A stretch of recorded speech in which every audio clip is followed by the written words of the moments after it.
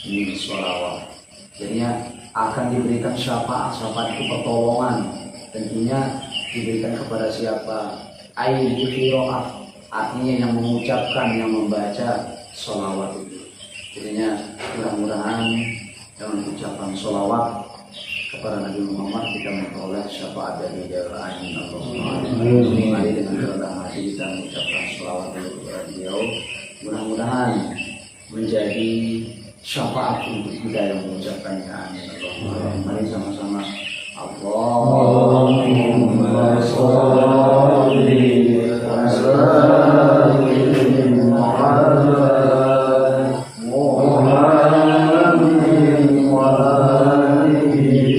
wa sallim ala mungkin nanti yang saya atau pelajaran pertama kalau dapat hebat fil amri bi ikhlasi wa husnul niyyah wa husnul niyyati fi jami'il a'malil zahirah wa hafizati. Jadinya bab yang pertama ini tentang perkara. Fil amri itu perkara, urusan. Jadinya apapun perbuatan yang kita kerjakan itu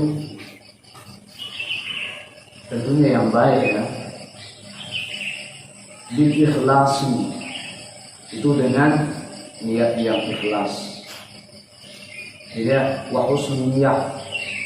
Jadinya ikhlas kemudian dengan amal hasan ya, baik niatnya di jami'il a'mali, di semua jami'nya semua keseluruhan al-a'mal perbuatan kita tentunya perbuatan yang baik al-zahirah, jadinya apa yang nampak yang kita laksanakan maupun misalkan ada di dalam hati kita, itu yang bab yang pertama. Kemudian qala Allah Ta'ala, berfirman Allah Subhanahu wa taala, wa ma umiru illa liya'budullaha mukhlishina lahud-din hunafa. Dan Allah Subhanahu wa taala tentunya memerintahkan kepada kita sebagai manusia. Sekali lagi, bukan hanya manusia ya, para malaikat, jin pun sama, bahwa malaikat, jin, manusia maupun makhluk yang lainnya tiada lain sama-sama diciptakan untuk beribadah kepada Allah Subhanahu wa taala. Meskipun makhluk yang lain mungkin kita tidak mengerti apa bahasanya, misalkan semut dia bertasbih, tapi karena kita manusia ini keterbatasan ilmu kita tidak tahu bahasanya atau ayam yang berkokok, itu dia memuji kepada Allah Subhanahu wa taala. Dia bukan hanya manusia, bahkan kalau lebih tegasnya lagi di Al-Zariyat ayat 56 bahwa wa ma khalaqtul jinna wal insa illa liya'budun. Jadinya tidaklah sekali-kali Allah Subhanahu wa taala menciptakan kita, menjadikan kita manusia.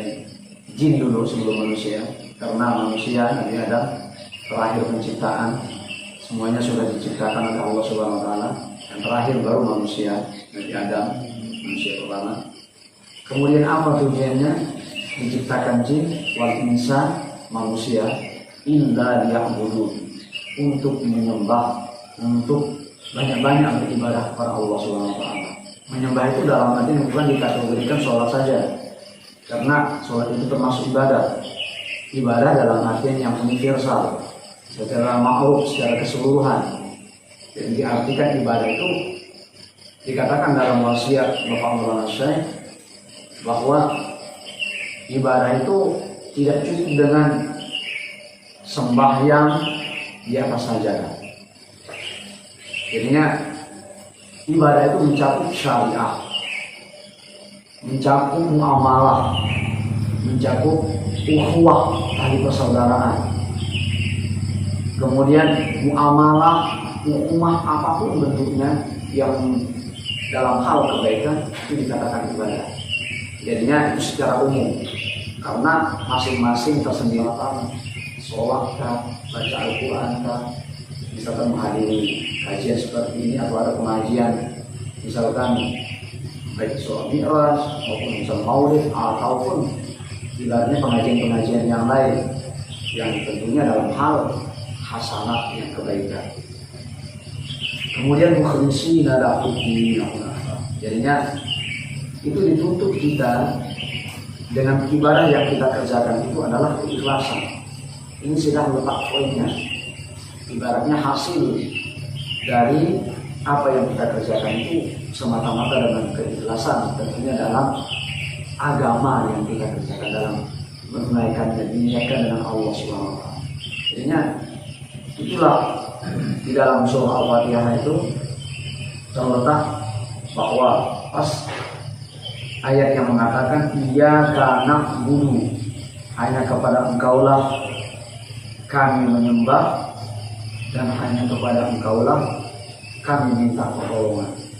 Jadinya di sana ada dua. Pertama, untuk menyembah Allah Subhanahu wa taala. Kemudian yang menyembah Allah taala itu kita sebagai manusia, dia lain. Dari tujuan bahwa diciptakan manusia itu untuk menyembah Allah, itu sudah dirangkum. Jadi apa di dalam Quran surah Al-Zariyat ayat 60 itu, makanya Al-Fatihah itu umul kita. Jadinya bahwa apalagi di dalam tafsir yang di jalan lain, bahwa dikatakan iyyaka na'budu nahsuka bin ibadah, kita khususkan ibadah kita min tauhid untuk mentauhidkan, wa ghairihi wa naqdul ma'munah. Jadinya tiada lain apa yang kita tuntut. Naqdul itu apa yang kita tuntut, apa yang kita kerjakan, maksudnya al-ma'munah, untuk mendapatkan pertolongan tentunya dengan ibadah kita, dengan apa yang kita mohonkan, alam ibadah tentang ibadah yang kita laksanakan, wa ghairiha, tentunya dengan ibadah yang lainnya juga. Jadi maksudnya bukan hanya sholat saja. Nah kemudian ditaukidkan lagi dengan firman Allah Subhanahu wa taala, la yanalallaha ala qulubuha wa la dima'uha wa la yanalu taqwa. Ya, Allah Subhanahu wa taala juga menyuruh kita untuk banyak-banyak berbuat baik kepada sesama manusia juga. Jadinya Allah menghalalkan pokoknya semua perbuatan yang baik, Allah menyuruh kita, tentunya maksudnya itu wala dima'uha, dan Allah melarang kita untuk berbuat ibaratnya sampai mengalirkan darah, pertumpahan darah. Wala yanalu taqwa, dan apapun mudah-mudahan apa yang kita kerjakan itu mengarah ke takwa, lingkup dari diri kita yang maksudnya yang kita kerjakan. Ini itu dikeluarkan qala Ibnu Abbas radhiyallahu anhuma. Yang berkata Ibnu Abbas radhiyallahu anhu, semoga Allah meridhai keduanya. Maknahu, artinya maksudnya apa yang disampaikan oleh Allah Subhanahu wa taala itu walakin yanaluhu an-niyat. Jadi disampaikan yang dari Al-Quran yang disebut dalam kitab Al-Adhkar tadi, yang diikutkan dari Al-Quran itu yanaluhu taqwa, tiada lain adalah penjelasan atau penjabaran dari niat itu sendiri. Nah kemudian akhbarona asy-syaikhuna al-imam al-hafiz Abul Baqai al-Khalid bin Yusuf bin Hasan bin Sa'id bin Husayn bin Hasan bin Mufarraj bin Bikir al-Muqaddas an-Nadal an-Nalbasi Tumal Adam Syafi radhiyallahu anhu akhbarona Abu Junna al-Kindi al-akhbarona Muhammad bin Abdul Baqi al-Ansari akhbarona Abu Muhammad al-Hasan bin Ali al-Juwayhari akhbarona Abu Husayn Muhammad bin Muwaffaq al-Hafiz akhbarona Abu Bakri Muhammad bin Sulaiman al-Wasit Al-Hadatsana Abu Nu'aim Abdu bin Hashim Al-Qalbi Hadatsana Ibnu Mubarak an Yahya bin Sa'id wal Ansari an Muhammad bin Ibrahim At-Taimi an Alaqamatin bin Waqasi Al-Lailahdi an Umar bin Khattab radhiyallahu anhu qala Rasulullah sallallahu alaihi wasallam innamal a'malu binniyat wa innama likulli imrin ma nawa faman kanat hijratuhu ila Allah wa rasulih fa hijratuhu ila Allah wa rasulih wa man kanat hijratuhu ila dunya yusibuha aw imra'atin yankihuha fa hijratuhu ila ma hajara ilaihi. Hadza hadits sahih muttafaqun alaih majmu' ala azmil mawqi'ati wa jalalatihi wa huwa ahadul ahadits allati 'alaiha madaris al-islam wa kana salafi wa tabi'uhum min al-khulafa'i rahimahullahu ta'ala yastahibbuna al-istiham al-muhsafati bi hadzal hadits tanbiha lil muqani'i al hasaniyah wa ihtamamu bidzalika al-finali. Itu disebutkan yang saya bacakan tadi itu rentetan dari Nabi Muhammad SAW. Apa yang keluar itu banyak yang menyampaikan sehingga ibaratnya termasuk di Al-Adhkar Imam Nawawi ini disebut sekali panjang kali ibaratnya sanadnya itu untuk yang hadis tentang niat itu. Ini sampai ke Rasulullah panjang, ibaratnya didengar dari sahabat yang satu terus disampaikan, didengar terus disampaikan, sehingga panjang sekali ibaratnya sanadnya ini tentang yang bab niat ini. Jadi ya sabda Nabi Muhammad SAW, innamal a'malu binniyat, sekali lagi ini yang meskipun sudah dibahas oleh saudara-saudara kita atau pemateri atau penceramah ataupun yang lainnya, di awal tadi saya mengatakan banyak kesamaan kitab-kitab para ulama itu untuk mentauhidkan, ibaratnya untuk menguatkan kalangan ulama yang satu dengan yang lainnya, bahwa tiada lain tujuannya bahwa sama-sama bersumber dari Rasulullah SAW, itu ilmu agama itu. Kemudian ingat, innamal a'malu binniyat, sesungguhnya amal perbuatan itu didasarkan dengan niat. Wa innama likulli imri'in ma nawa, dan setiap apapun yang kita kerjakan mari sama-sama didasarkan dengan niat. Bahwa bukankah sholat, misalkan contohnya, misal sholat saja ada termasuk rukun niat. Kalau ibaratnya rukun sholat, kalau enggak ada niatnya enggak sah sholatnya. Makanya itu niat itu pokoknya setiap perkara apapun yang kita kerjakan, termasuk sholatnya tadi. Kalau nggak berniat melaksanakan sholat, tidak sah sholatnya. Bahwa di dalam kitab Safinatun Najah maupun nanti di dalam kitab fikih yang lain juga, ingat, misalkan sholat itu ada rukunnya tersendiri. Tapi mungkin lain kali aja kalau ibaratnya pas membahas apa rukun sholat. Nah kemudian ini setiap amal perbuatan itu didasari dengan niat. Pamangkanat barang siapanya.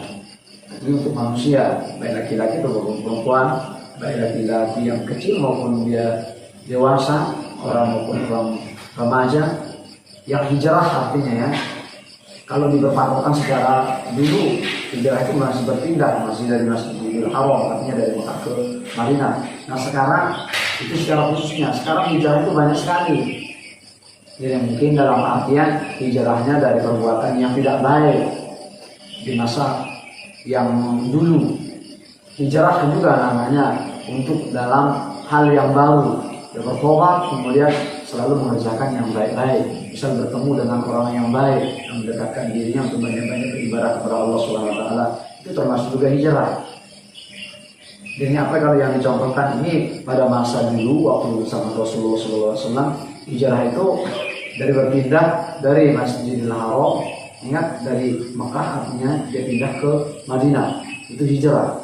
Nah, itu secara ingat definisi yang salah satunya. Nah, kalau secara umum bukan hanya hijrah itu dari Mekah ke Madinah. Kalau kita kan di Indonesia, jadinya kita niatkan misalkan dari yang dimaksud dengan hijrah itu dari segala aspek. Aspeknya tentunya dalam hal yang baik.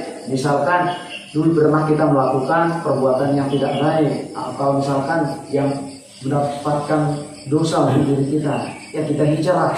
Hijrah itu tentunya namanya meninggalkan, artinya pindah, meninggalkan arti hijrah itu meninggalkan perbuatan atau perkara yang tidak baik yang mendatangkan dosa itu ke perkara atau perbuatan yang mendatangkan pahala untuk diri kita. Jadi barang siapa yang hijrah ilallah semata-mata karena Allah wa rasulih, dan karena rasulnya, fa hijratuhu ilallah wa rasulih, maka Allah tentunya akan terima hijrahnya itu. Allah akan karuniakan apa yang diniatkan itu, yang dipindahnya itu apa. Kalau dia semata-mata karena Allah dan rasulnya, Allah akan catat dan berikan dengan tentunya lipat ganda yang baik, diberikan amal perbuatan yang baik. Kemudian wa man kanat hijratuhu ila dunya yusibuha. Nah, bila dia misalkan hijrah, dia berpindah misalkan di suatu kaum ke tempat kaum yang lebih baik, atau nanti dari perbuatan yang kurang baik menuju perbuatan yang baik, itu misalkan dia niatkan untuk semata-mata karena dunia saja, itu dia akan mendapatkan awimro'atun yang kibah, apa yang diniatkan juga dari hijrahnya itu. Jadinya kesimpulannya di hadis tentang niat ini adalah tentunya niat yang pertama yang tidak ada kalah tandingannya adalah niat karena Allah dan Rasulnya. Kalau ibaratnya kalau sudah diniatkan karena Allah dan Rasulnya, pasti Allah akan mengasih yang lain itu ada plusnya gitu, ada tambahannya meskipun tidak diniatkan. Jadinya sama dengan kalau kita hidup di dunia ini kalau hanya mengejar dunia melulu, itulah yang rugi, disebut di dalam surah Al-Asr itu. Jadinya kalau dia hidup di dunia ini itu adalah misal kita kerja di SSM ini, di Sukajadi ini, ingin ibaratnya mendapatkan gajinya yang baik, terus untuk dunianya aja, tidak dipikirkan untuk akhirnya itu aja yang menunggu yang didapat. Berbeda yang orang ibaratnya untuk dunia dan akhiratnya lain lagi. Jadinya hadis tentang niat ini cukup ibaratnya sangat luas lagi maknanya kalau kita mau ibaratnya telaah.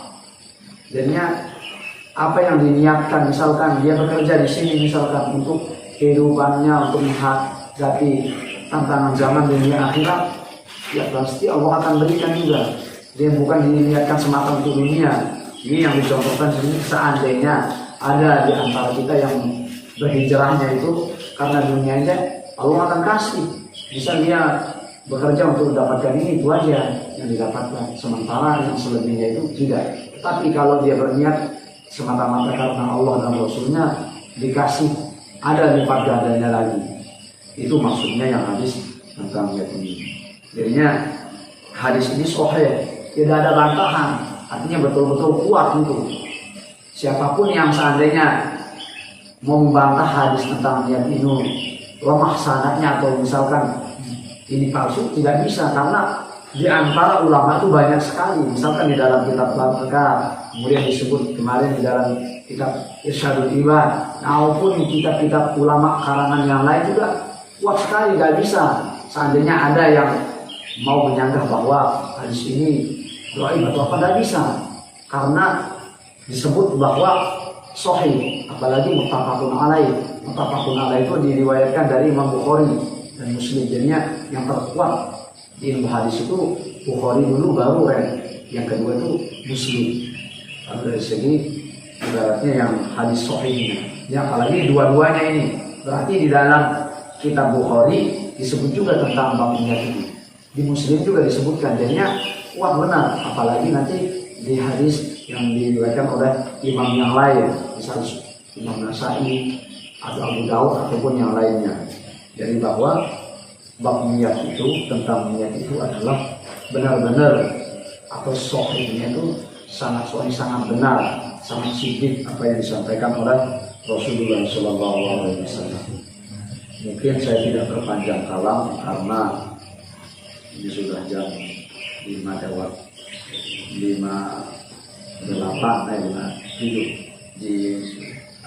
jam saya. Kalau yang di hari ini jam 5 lewat 30. Ya, kalau dibahas ini belum ibaratnya masih perawinya aja, belum isinya panjang sekali.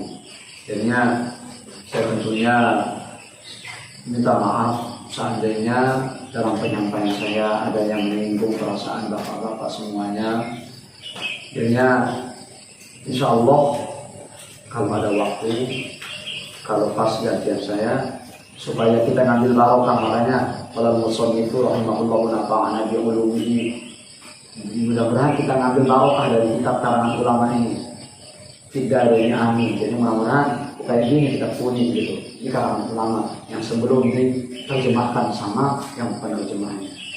Jadi misalkan seandainya di-upload, tentunya sekali lagi saya menyampaikan, misalkan karangan, misalkan kitab Al-Adhani di-upload dan diterjemahkan, tergantung wawasan yang menerjemahkan, yang mengartikan itu. Dan bisa kita, ini seperti ini, tergantung yang menyampaikan. Jadinya sesuai dengan wawasannya masing-masing. Jadinya kalau di dalam kitab Al-Adhani seperti ini, tergantung yang menyampaikan lagi nanti. Jadi sekali lagi saya minta maaf kalau ada kata-kata saya, kata-kata ulun atau apa bahasanya, bahasa yang halus, bahasa Jawa, kata ulun apa, seandainya kata-kata saya kurang bermanfaat atau kurang berkenan di hati bapak-bapak, dengan kerendahan hati saya mohon maaf lahir batin. Tidak bermaksud untuk menyinggung bapak-bapak, tapi untuk sama-sama memperbaiki diri kita, sama-sama mengikut dittiba'i khulafa rasyidin, kemudian imam-imam yang lain. Mudah-mudahan juga pada dasarnya semua sahabat, tabi'in, ulama-ulama yang lain sama-sama mengikut dari Nabi Muhammad SAW. Demikianlah apa yang saya sampaikan. Sekali lagi mohon maaf atas segala kekurangan dan keterbatasan ilmu saya. Sekian, Wassalamualaikum warahmatullahi wabarakatuh. Alhamdulillah, apa yang disampaikan oleh Pak Dufan, semoga dapat kita ambil ilmunya dan bermanfaat untuk kepada. Mungkin selepas ini sesi bebas kita tutup dulu dengan bacaan kafaratul majlis.